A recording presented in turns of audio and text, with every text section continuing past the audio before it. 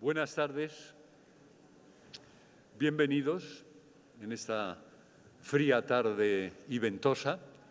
Es un placer para mí, como presidente del Círculo de Bellas Artes, darles a todos ustedes la bienvenida y, por supuesto, especialmente al excelentísimo embajador de Portugal, que nos honra con su presencia, y, como no, a nuestro homenajeado esta tarde-noche, Eduardo Souto de Moura.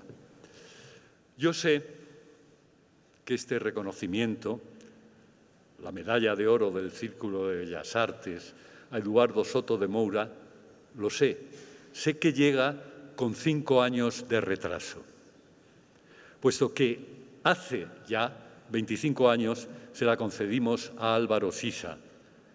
Y siempre recordaré aquella observación que realizaste, Eduardo, en las jornadas de arquitectura ibérica en Medellín, cuando corregiste a Fernando Tábora al decir que os separaban a los tres la diferencia de 10 años, lo que justificaba hablar de 3 generaciones.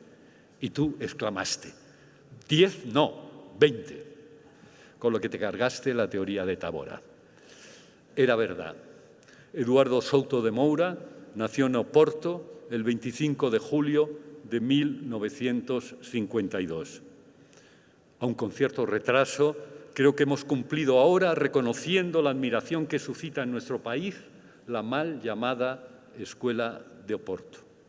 Pero la concesión de esta medalla no es solo añadir un premio más a los que ya posee este internacional arquitecto. Cito: Premio Pritzker en 2011, el Wolf en 2013, la medalla Heinrich Tessenow, la Bienal Iberoamericana, el FAT, el Cecil de Arquitectura por 2 veces, el Premio Pessoa en 2018 y en ese 2018 recibiste también el León de Oro de la Bienal de Venecia. En 2019, la Academia Americana de las Artes y las Letras en Nueva York te otorgó el Arnold Branner. Así como en el 2022 fuiste nombrado miembro de la Academia Francesa de Arquitectos en París. No es añadir algo más a todos estos honores, sino manifestar el reconocimiento desde el mundo de la cultura y las artes a una trayectoria y a una obra que alcanza la dimensión de la poesía a partir de la aceptación de la exigencia técnica de la edificación.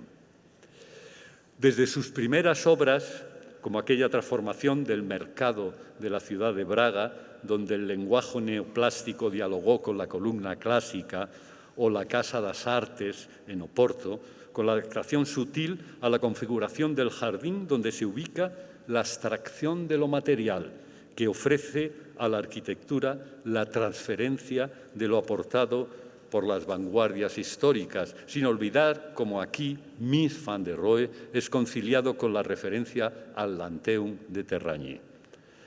Supo allí Souto Moura plantear una reflexión donde la arquitectura se dirigía hacia iniciar un diálogo con las otras prácticas artísticas.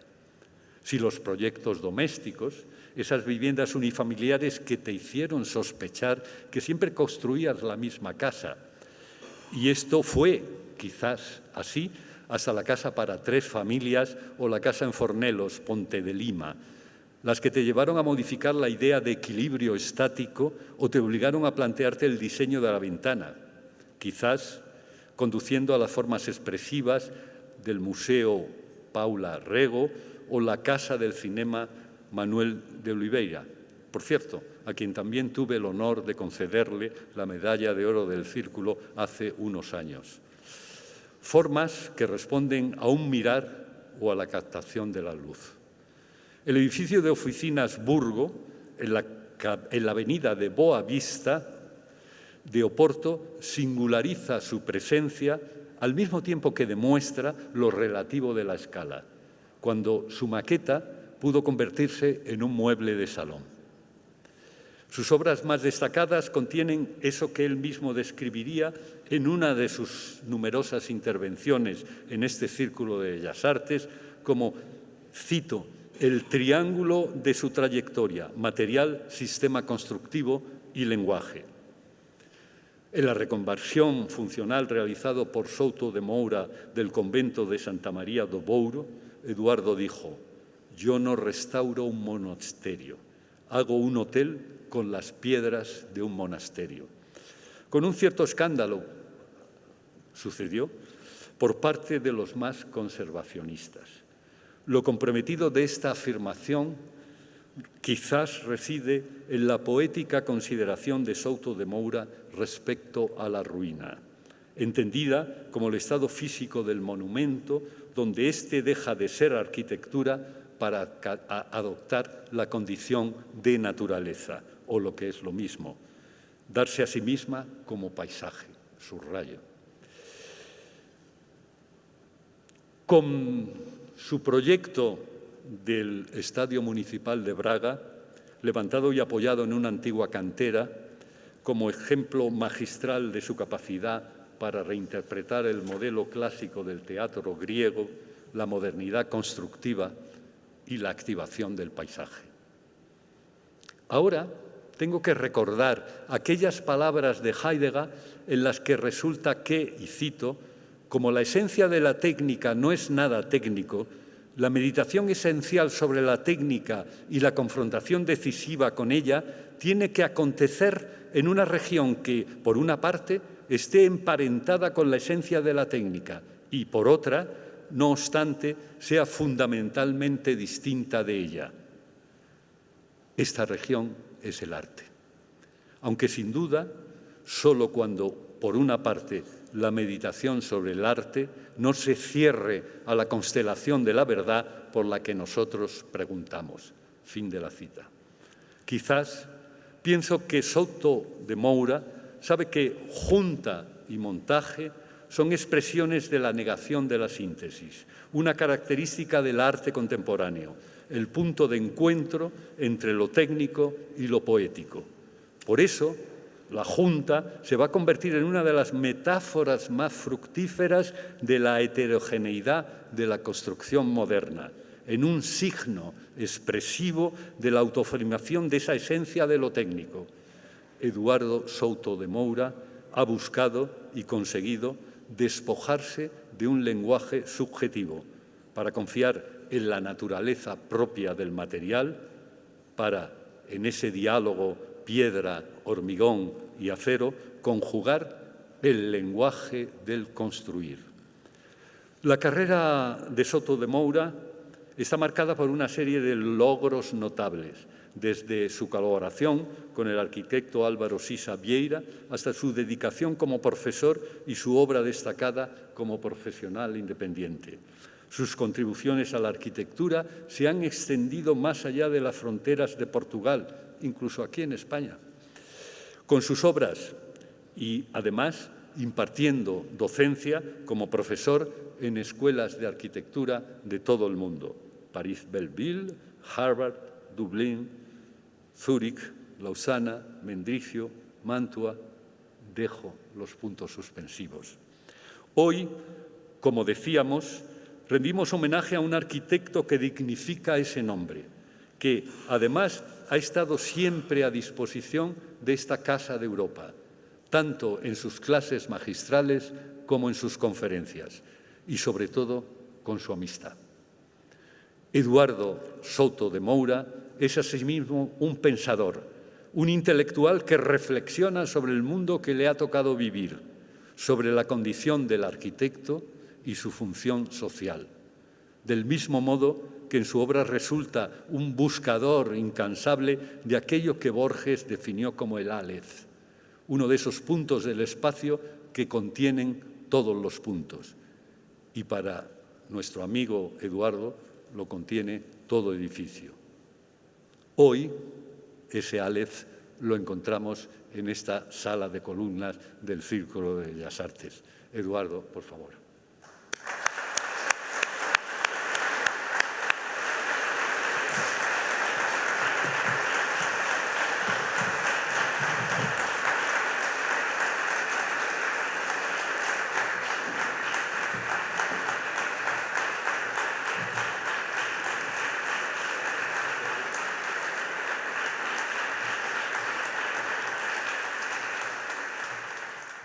Bien, es un texto corto porque no hay nada más aburrido de que uno hablar sin decir nada de nuevo. Primero, quiero agradecer al señor presidente del Círculo de Bellas Artes, Juan Miguel Hernández León, este formado. Quiero agradecer como amigo, también a su mujer y familia, que somos amigos, viajamos y es un gusto tener amigos como esto. Quiero agradecer también al señor director del Círculo de Bellas Artes, Valerio Rocco. Agradecer a los señores de la Junta Directiva del Círculo de Bellas Artes. Y agradecer al señor embajador de Portugal en Madrid, Juan Mira Gómez, que ya conocí de Alemania. Es un texto que escribir debe ser la cosa más difícil que hay. Entonces, es un drama para mí tener que escribir. Entonces leí un poco los textos. Es un texto que tiene 10 años o 12 años y lo adapté a hablar de mí mismo para la gente que no es arquitecta, no me conoce, a saber un poco de mi vida. El texto se llama Una autobiografía poco científica. Para quien no es arquitecto, hay un libro, tal vez el libro más bonito de arquitectura de los últimos años, de Aldo Rizzi, que se llama Autobiografía científica, que es el mismo título del libro de Planck, el físico, que escribió un libro que se llama Autobiografía científica. Y no me quiero meter con esto, meterme con los pies altos, meterme en este grupo. Mas me gustó tanto el título, el leí los dos, y fue el único, Planck había comprado y leído libros sobre la teoría de la relatividad y no entendía nada. Y Planck, en una frase, en un segundo, decía, es mucho menos tiempo comer una cosa agradable, 5 minutos de una cosa agradable, que 5 minutos con un martillo en la cabeza. Y ahí entendí todo. Aldo Rizzi hablaba de una cosa de la biografía de su formación cuando era niño, cuando era estudiante comunista y de Rusia, su admiración por el neoclásico. Ha tenido el coraje de elogiar alguna arquitectura soviética y ha sido mi profesor. Bien, voy a leer el texto, si no me meto a hablar. Se llama Una autobiografía poco científica. Nací en Oporto, Portugal, en 52 y en 58 ingresé en la escuela italiana a 100 metros de la casa de mis padres. Durante 4 años tuve profesores que recuerdo con nostalgia, que me introdujeron en la lengua, la cultura romana y una temprana admiración por el clasicismo de que nunca me he liberado. Yo voy a leer, es correcto leer, mirando al público, más yo voy a leer así y después miro al público, perdón. 7 años de secundaria, una especie de edad media, donde aprendí francés, lengua obligatoria, que más tarde me dio acceso al existencialismo, entonces en boga, Sartre, Camus, etc., pero sobre todo Rimbaud, il faut être absolument moderne, y esa fue la convicción con que entré en las Bellas Artes en los años 70 para estudiar arquitectura. Los primeros años los pasé estudiando ciencias sociales, marxismo, sociología, antropología, estructuralismo, etc. En aquella época los profesores creían realmente que la síntesis del proyecto podía producirse una vez dominadas las disciplinas analíticas complementarias. Nuestro libro de dibujo, imagínense, era el curso de lingüística de Saussure y el dibujo era algo reaccionario, inapropiado en aquella época de la Revolución. Con la revolución de los claveles, el ministro de la Vivienda, o se dice de Vivienda, pienso yo, que era el arquitecto Nuno Portas, fundó el SAL, Servicio de Apoyo Ambulatorio Local, dando apoyo financiero a las brigadas de estudiantes para que diseñaran con la Asociación de Vecinos. El sentido común fue nuestra suerte. Como no sabía diseñar nada, invitamos a un profesional que dominaba el métier, Álvaro Siza.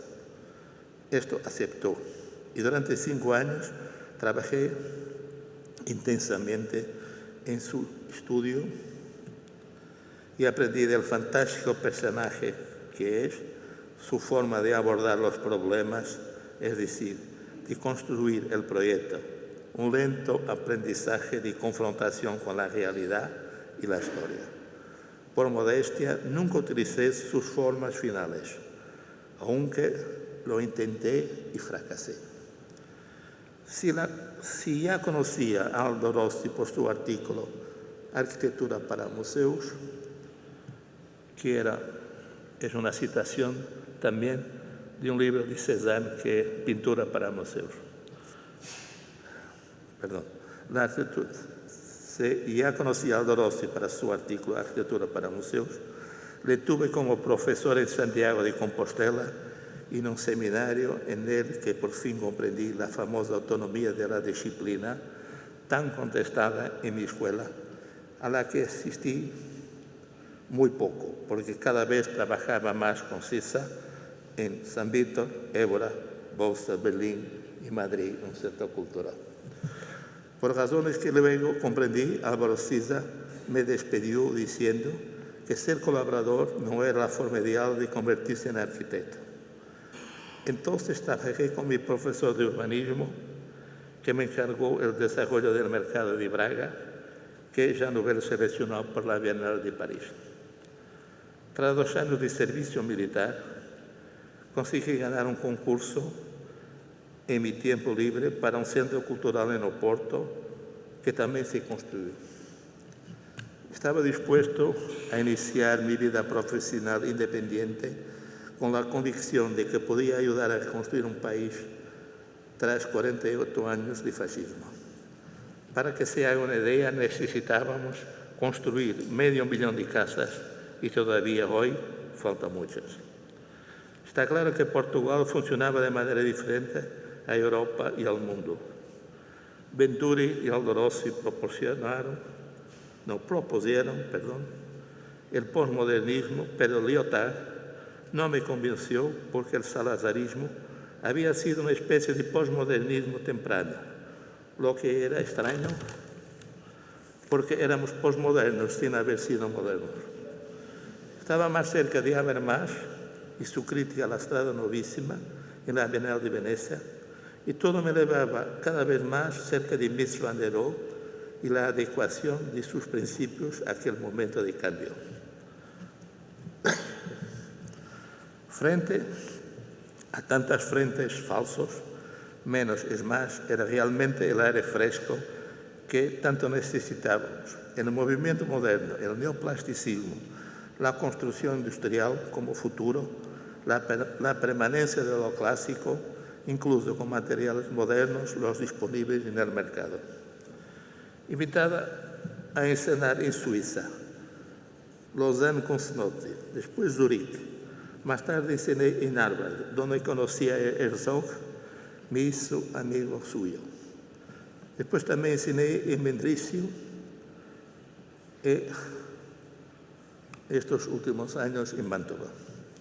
Herzog tuvo la lucidez en los años 70 en ese impasse de trabajar con la cultura local vernacular y el arte contemporáneo, Boyos, demostrando en su obra que lo universal es una casa sin paredes. También conocí a Donald Judd, que vivía en Zurich, que tenía un cáncer, y me impresionó mucho con su explicación de dejar la escultura y querer ser arquitecto. En ese momento yo pensaba el contrario. Yo era arquitecto y no quería continuar a hacerlo. Hoy, después de 40 años, sigo trabajando con Siza, a veces con mucho gusto. Me reúno periódicamente con Jacques Herzog y colecciono libros de Mies, de los que ya hay 3 metros de lomos, y muchos postales de Mies. Una de las últimas que me regalaron muestra a Missy en su casa, con las ventanas cerradas, tumbada en bata de seda, en un mano al sofá, sin diseño, bebiendo quizá un martini. En otro postal veo el maestro sentado en un sillón anónimo, leyendo bajo una lámpara con pantalla y rodeado de cuadros de Klee, Kandinsky, esculturas de Picasso, discos quizá de Bach y libros sin duda de San Agostino.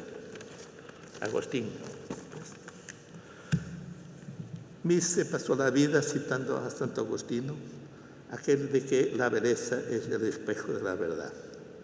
Pero sin embargo, Missy ocultaba sus detalles constructivos con otros detalles más escénicos. Esta es la contradicción que me interesa y emociona en su obra. Citando Nietzsche, la cara que dice la mentira es la cara que dice la verdad. Miss tenía un piso en Lakeshore Drive, hecho enteramente de cristal, al que nunca se mudó, siempre vivió entre paredes con las ventanas cerradas, rodeado de obras de arte. Descubrir por qué Miss nunca se mudó de casa es comprender en parte el futuro de la arquitectura. Entender por qué en la casa Farnsworth solo se puede poner una fotografía de Man Ray en el cuarto de baño y otra de una niña en el costado de un armario. Entender por qué los arquitectos como Miss se ven obligados a mentir en sus proyectos, a ocultar los ángulos de los edificios con máscaras y a darse cuenta de que tenemos el arte para no morir de verdad. Quizá por eso, a pesar de todo, seguimos siendo arquitectos. Muchas gracias.